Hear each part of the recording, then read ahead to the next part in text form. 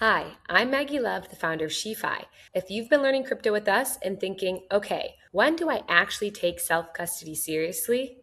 This is that step. Today we're unboxing the Trezor Safe 7. First, notice how my box is sealed. If the plastic is broken, and especially if the security seal is broken or any of the packaging is broken, send it back. Quick side note, I love the packaging because it feels really premium. Okay, now it's time to open it. Inside the packaging, you'll find the device. Mine is obsidian green.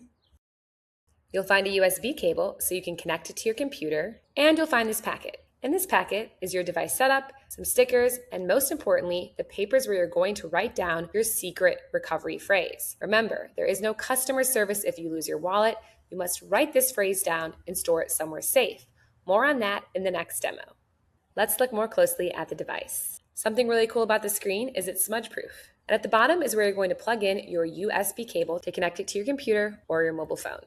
It not only looks nice, but it's super secure. It uses a dual secure element chip that is open and auditable. So we have a solid build, a modern touchscreen, and dual secure element chips. That means the security isn't just promised, it's verifiable. And it's quantum ready. That means it's built with future security threats in mind. That's not a gimmick, that's thinking long term. It also has Bluetooth and a rechargeable battery that makes it practical for everyday use. But the core thing doesn't change. This enables you to do self-custody because your private keys never leave the device. Leaving your crypto on an exchange is okay, but if you want total ownership and control over your crypto, move it to your Trezor, a self-custody wallet. Self-custodying your crypto gives you and only you total ownership and control over it. More responsibility, but more power. In the next demo, I'll go over how to set up your Trezor.